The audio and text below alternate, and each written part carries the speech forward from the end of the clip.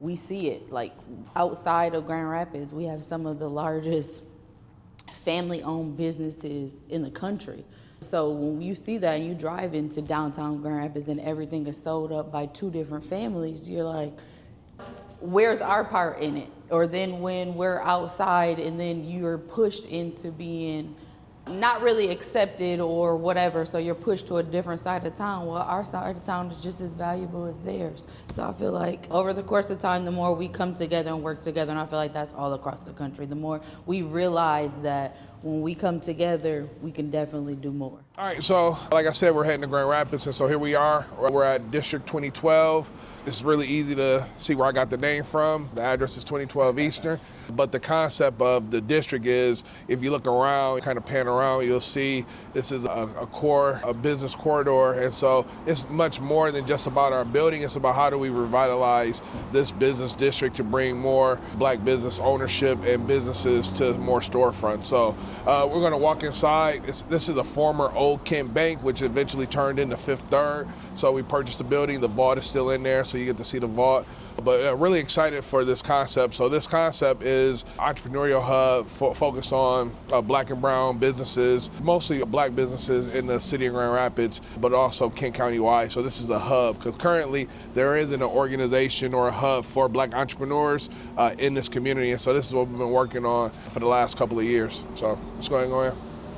Watch your step, and it's definitely wet. So we got a lot of work to do in this space. So this is about, like we talked about, the building over in Muskegon is about 6,000 square foot. This one's about 4,500 square feet. And so what we're looking to do is have this space be co-work. So you heard of co-work before, but we're also looking to do co-retail. And so with co-retail, it's a model similar to co-work to where we're gonna have, I don't know, depending on how many we can fit. So we're gonna have about 1,300 square feet dedicated to the retail portion of this. And so we're gonna have a lot of different businesses who have consumer packaged goods or product-based businesses all kind of co-located in here, where this would be seamlessly like actual retail store. So when you go and do most kind of like pop-up spaces or whatever, you'll have one business here, one business there. We're gonna have this whole space designed as if it's a seamless store, to where all their products is kind of mixed in where it makes sense. So you could potentially have clothing racks over here that have several different businesses that are selling their clothing and things like that. You'll have more hard goods as far as like beauty care products or whatever the case could be, all over there mixed in based upon the brand. Like when you go to any kind of box retailer, it's not like you have all one shelf is a General Mills. You have General Mills, and you have Kellogg, and you have Post. Everybody's mixed in on one shelf. They don't have their own spaces within the store. Each one of them got their own shelf space. So that's what we're gonna be going for in the retail part of this. So about to this column line is where the retail is gonna be. So from like here on forward is where we'll have the retail. So the storefront, everything is gonna be 100% new. We're looking at about a 1.2 price tag on the renovation of the entire space. So new roof, new sheathing. We're also gonna be removing some of these column lines and making it more seamless. So we're gonna be taking out some of these column lines. Then we have to add some more steel and reinforcement on the back of the roof, just from a structural standpoint. So from this column line on will be our co-working space, which I don't like necessarily the co-working model because I don't think it works for Black entrepreneurs given where we're at, as far as most of us are still working a 9 to 5, or we're working some shift for someone, whether it's first, second, or third. And so a lot of times we're building our businesses on the side. So this to us is more of a work lounge, which is a hybrid between a co-working space and a coffee shop, to where we have all the amenities, all the resources, all the relationships and the providers to come into one space and assist them with that. So if you need to meet with a banker, or you need to meet with someone who's a buyer for a retailer, whatever the case may be, a lot of them, instead of meeting at a coffee shop that doesn't have the adequate resources or personnel there to assist them, we're like, hey, come here to District 2012 from that standpoint. So as far as for the vault is just gonna end up being storage for the retail, just because it makes the most sense. Like initially, just to be selfish, I was gonna turn my office. That was gonna be my office. My vault was because we're going to restore the whole vault to its original shine and everything else like that. But I was like, I would have to then build storage. So it's kind of like, it was once there to store documents and cash or whatever. So we're going to let that function remain from that standpoint. So going back here, we're going to have like my office here, more staff office will be here before the vault, and then restrooms will be like kind of in this area right here. So we have it 100% through the design phase. So now we're getting into more of the work lounge space. So where we're standing right here is going to be the kitchenette area, because that makes the most sense because this is where the water comes from. So the people who do development, you don't want to have your water run too far from where it already is, because that's more costly to do that. So we're going to have all of this kind of be where our wet wall and everything is between the bathrooms. That's like right here to the kitchenette with the sink and the dishwasher and the refrigerator right here. We're going to have a banquette, but we're going to have a cool mural wall, because we love murals, man. But it's just like cool accent wall. So initially we were going to do what we'll call like inspirational quotes for like hip hop artists, like Jay-Z, I can sell water to a well, and other kind of things like that. But we've decided to try something a little bit different. So we're kind of working on what that next iteration is going to be of what the quote wall. So it's still going to be a quote wall, because we wanted this to be more of an inspirational wall, just like quotes from famous, or not famous, but business leaders, civil rights activists, just anything that's kind of like inspirational for folks.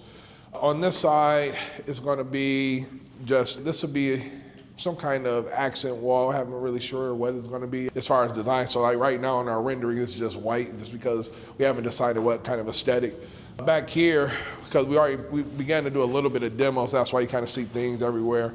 But we're going to have a floating counter there where people will be able to work there. So this will be like a workstation. The majority of this space over here is going to have different workstations, but also potentially be collaborative. So it'll be in like groups of 4, to where if you're working with a teammate, y'all can work across from each other. If there's 4 of you guys, you can work like that. So it's a very fluid space. Because I'm really big on natural light, and the closer we get to the back, our natural light kind of goes away from an environment. But also, we wanted this to be like the highest and most efficient use of the space. So we wanted to be extremely energy efficient. We wanted to be extremely green. At one point in time, we were considering going LEED and getting the LEED certification, because one, we'll be like one of the few buildings in Kent County, let alone West Michigan, that's 100% African American owned, that has a LEED certification. But the cost of LEED certification is up there, and a lot of that is just administrative costs and documentation and the process and everything else like that.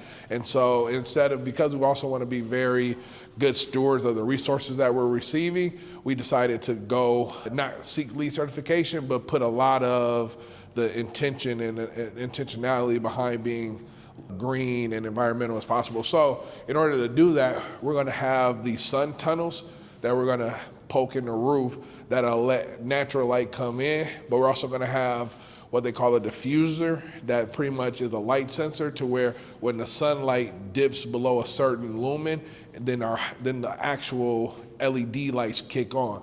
So it's a way in which we're conserving energy. We're also letting natural light in, which is healthier for people. So all those kind of things that just make our space vibrant. Because a lot of times when you look at spaces that Black folks occupy, it's not, the environment isn't always the healthiest or the most suitable for what we aspire in life. When you think of inner city neighborhoods, so on and so forth, you don't necessarily think, especially when it's owned and controlled and it's in a core neighborhood that's predominantly Black, you don't see a high level of intentionality, design around health and the human as a whole from that standpoint. So we wanted to be extremely intentional with that. Because we're limited on space here, this is also want to be extremely flexible. So we're going to have a conference room. So these stairs are going to go away. That window right there, or that door to the outside, is going to go away. Our new entrance is actually going to be through this door that ironically leads to nowhere. It's a door and stairs that take you up. So that's going to be our new entrance from the back standpoint. But even our conference room is going to have these like 16 feet, yeah, it'd be 16 feet when we frame it out, glass doors that will stay open. And the whole time, unless we're actually somebody's utilizing the conference room to just offer more workspace for folks. And then Jennifer right here, she's the administrative coordinator with GRABB. I'm Jennifer Burns. I'm the administrative coordinator for GRABB Local. I am born and raised in Grand Rapids, Michigan. Our headquarters here, District 2012, is on the southeast side of Grand Rapids, where I grew up a few streets from here with my Mexican side of the family. So I myself am multiracial. I am Black and Mexican. And in this area particularly, it is a Black and brown area. So I am thoroughbred through and through. So it is exciting for us to be able to be in this space when the time comes for completion of 2012. So my role is administrative coordinator. That leads to planning all events that we have, which are usually workshops, or we have what we call a GRABB breakfast, where we'll have an expert come in, talk about a particular subject, and allow Q&A for our attendees. And we hold monthly events. So each month there's a different event that we'll have in a different space. So for instance, we have what we call a grab and go, which is also where we speak to a professional, and that's a workshop. And so for instance, you may be looking for somebody who's a CPA and you don't know how to contact one, or you don't even know what a CPA is when you're just starting out in business. So we bring those experts in, and then we try to highlight local Black CPAs. So that way they build an actual connection with our participants. So then beyond the actual workshops, then they can actually make that connection for their business, whether they need it now or in the future. So we try to make those connections, and I'm the coordinator of that. And then outside of that, I would say we also have what we call GRABB Connects, which are our networking events. And I particularly like those because we go into Black spaces. So whether you own a popcorn shop or you own a body self-care business. So whatever your business is, we try to make that a highlight. So part of that is just networking, and then your business is also patronized, and it also brings awareness. Where have you currently been headquartered at, and how is this expansion going to further your mission as an organization? So it's mainly been remotely. So we'll meet at different coffee shops or different co-working spaces as well. So for it to be our own is a huge impact. So it actually shows the growth that we're making as far as a company. And then it also gives people an actual home for them, like you said, with the businesses that we'll have up front on display. You're coming in working with different entrepreneurs, and everybody is kind of helping everybody along with that. While you're selling your products, you could be in the back working on different parts of your business that require admin, but you don't have the money for the overhead to have your own space. So right. I love that that's what District 2012 will bring to the actual community. It's a space of community for the community and the progress and scaling of those businesses. Nice. The growth from 2018 when I began, just contractually, I would say that it was amazing to see all the work that Jamiel was actually doing alone by himself and everything he was getting ready for. So it kind of made everything easier for me because he was very efficient with making sure everything had a flow. Because if you're a one-man show, you kind of got to have all your ducks in a row and references and everything like that. So I think with me coming on, it definitely helped me take on my role with like a standard of how things should be. And I would say for the expansion to where we are now, I would say a lot of things are the same as in we're not too good to meet you in person. As people grow and as people scale, there's a lot of times that people step away from the business, or as you take on somebody that's your admin, you're kind of like, go through them and you don't make yourself accessible. So I would say that's the biggest thing that I love, that Jamiel is still accessible to the public, alongside with bringing me in as a partner and somebody and building that trust. So it just makes it for the two of us to be able to cover more ground, but in the same aspect of when I started in 2018, we're still very personable, we're still very reachable, which I think still helps build that strength within the community. Is there a disconnect, and is there a separation between the communities here? Absolutely. So I would say with Grand Rapids, it's kind of funny when you think about it being born and raised here, and as you see it grow, how the divide gets bigger, and where you can, for instance, think of like a New York City where you'll have like Soho, and then you'll have your Chinatown, and then you'll have like Little Mexico. It's funny that Grand Rapids really between each side of town probably takes you 10 minutes to get between each side of town, but we literally have those type of areas in different parts of the city. So literally on this side, you will have your predominantly, this is where I'll say predominantly black businesses are in this area, and then if you cross one street over, you'll be into your Hispanic businesses, literally. So it's just that way. So I would just say the disparities are not until that they actually see that we make value of something that they don't actually value is when they try to come in and take over and then want to push you out of a space that you're in. So I would just say the biggest thing that with the work I do is trying to educate us, whether it's black or brown individuals, to know, to learn things for ourselves. So a lot of times we don't go in spaces because we don't think that we belong there. And everybody starts from somewhere is what I try to encourage people. And even for myself, I have been in this role, I would say 2 years full time. I was like, but I've been doing work with GRABB for over 5 years. And I'm not somebody who likes to be out up front, but I'm coming into that shell and I see the value in it and what I'm learning from it. So I would just try to encourage the black and brown people of the city of Grand Rapids to really just put themselves in a room, even if it isn't for you, it may be for a relative or a friend or whatever. So not all of us have time to participate in different networking events. So if I'm an individual and I have the time, it may not be for me, but I'm gonna go collect that information to pass along to the next person. So I feel like that'll be huge with being in this space. So I feel like with GRABB and the work that we're doing and continuing to do, that'll be a huge contribution to our community as a whole, because we see it like outside of Grand Rapids, we have some of the largest family-owned businesses in the country. So when you see that and you drive into downtown Grand Rapids and everything is sold up by 2 different families, you're like, where's our part in it? Or then when we're outside and then you're pushed into being not really accepted or whatever, so you're pushed to a different side of town. Well, our side of town is just as valuable as theirs. So I feel like over the course of time, the more we come together and work together, and I feel like that's all across the country, the more we realize that when we come together, we can definitely do more.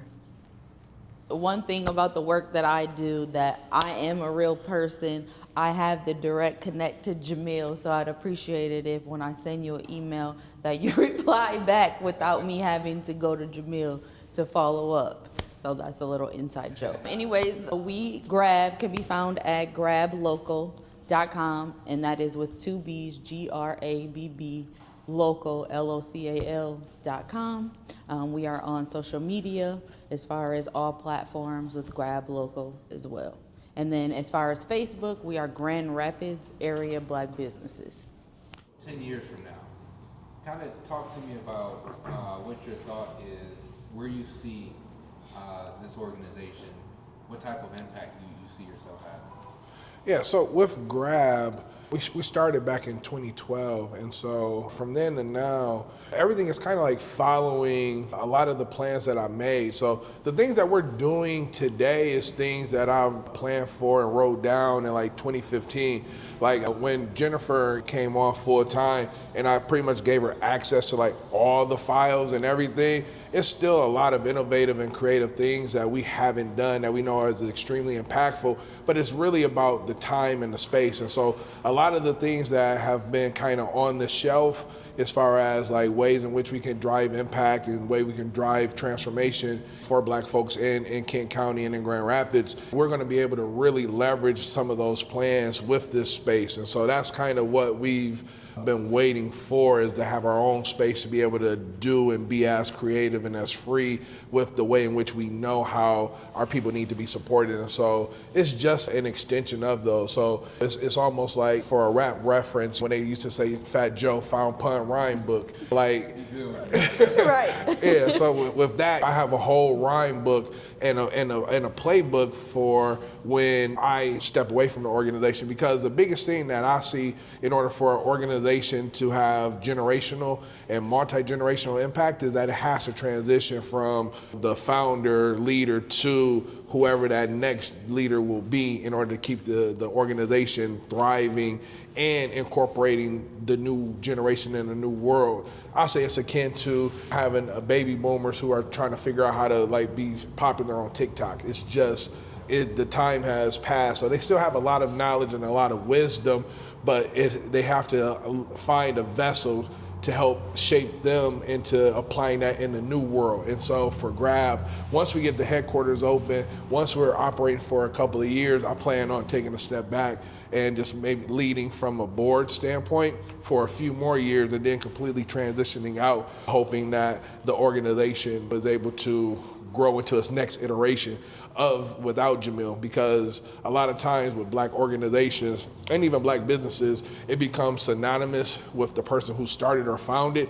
to where when that person leaves, support dips. And so in order for us to be able to weather that as an organization, I have to leave a lot sooner than when I'm older and retiring. It has to happen relatively when I'm still spry and vibrant for my young old age. So that's the goal, is to get the headquarters built out, see a lot of those initial ideas and concepts get launched, and then transition out and then come into a supportive role for the next couple of years, still having that support, because the type of leader I am, I can raise money. I have a good amount of relationships across the state and in multiple states and things, so I can leverage the network that I built for the organization. That next leader may not have those same type of relationships, but they have something else that the organization needs to move forward into 2030, 2040, 2050, that we have to make sure that we're transitioning that over. And then in the interim,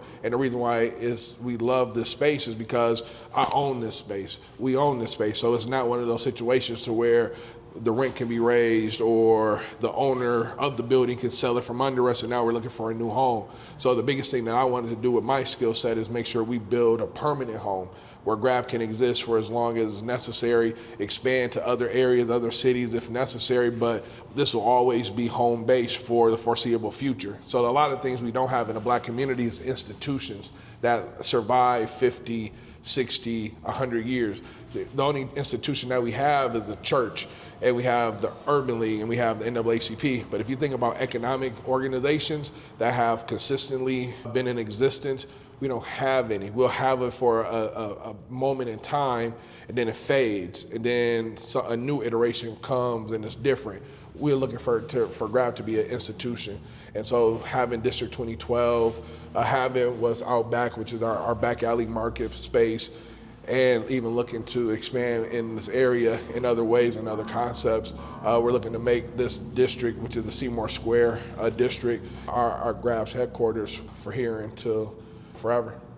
So what we did was we partnered with the state of Michigan, so Eagle, WEMIAC, which is an environmental coalition, and the city of Grand Rapids to repurpose this blacktop, because it was just all black asphalt, and to make it to a better, greener use. So when we're in there talking about intentionality, so we went with these brick pavers to allow for water to filtrate through, so it's preventing a lot of stormwater runoff. And then we added this green space over here for that same reason, but we also wanted to beautify the space just because, like, one, it's better for the environment, and two, it's better for the community. And so at one point in time, the city was looking at the same way they do carbon capture credits, they were looking at doing rain capture credits. And so we designed this for if the city was to ever implement the rainwater capture, so whoever can hold the most water, you can like sell your green space for credits for like developers who need extra green space or extra water, stormwater credits or things like that. So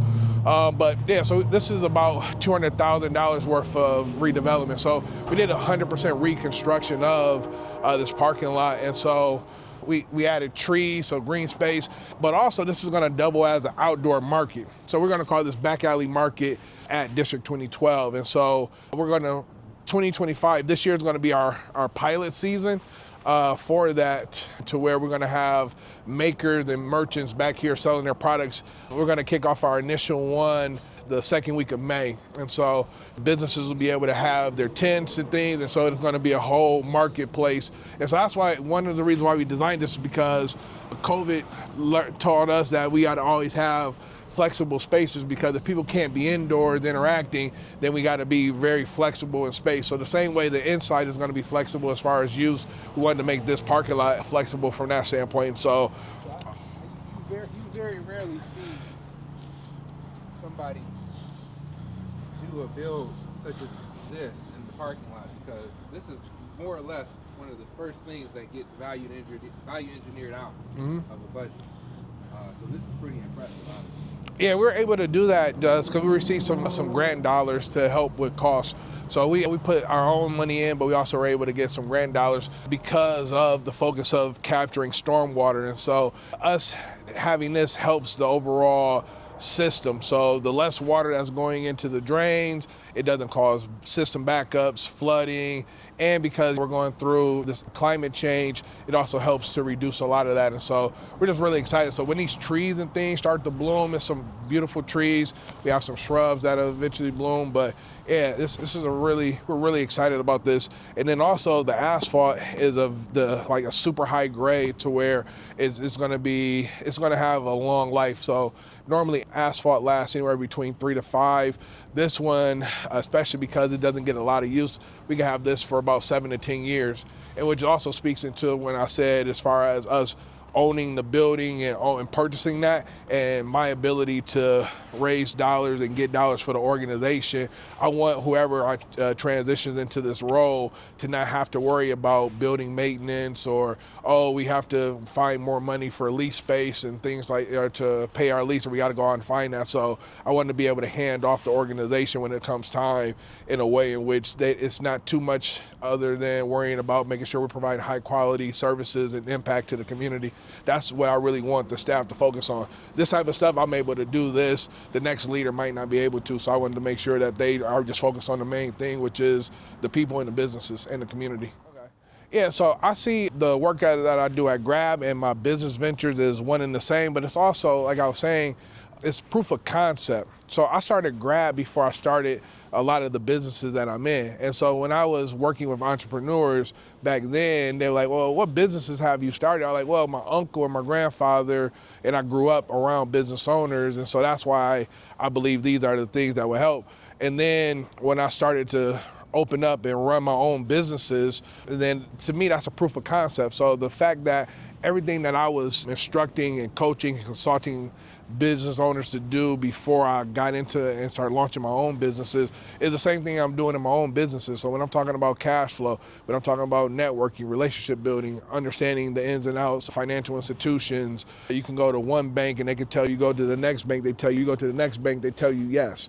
Always shop bank deals around. So even if that's a yes, you take that yes and you go to somewhere else. So all the things that I've been coaching and helping entrepreneurs with the entire time with GRABB, I implement in my own businesses. So it's a proof of concept. So anyone who initially had doubts, like, oh, well, proof is in the pudding. And we as black folks, man, we show me people. So I think I've been doing a lot of showing. I was doing a lot of telling and now I'm doing a lot of showing. So, and they go hand in hand. So for those who either have been reluctant or whatever, it's a proof of concept. So we can go to my coffee shop up the street. We were just in Muskegon. You see that, and that's not just us, and it's nothing against it. It's not just us going into a building, slapping paint. We're doing full-scale construction. We're doing it at the highest level to show our people that it can be done at the highest level, and it's out there for us to go get. It's about a couple years old now. Was this something y'all did? It is. So if you look, the title of it's called Generational Wealth with H in it, so it's like wealth and health. You see the Haitian coins? So that's like kind of showing how Haiti was the first free black republic in the Western Hemisphere, so they got their own money, like on some Coming to America.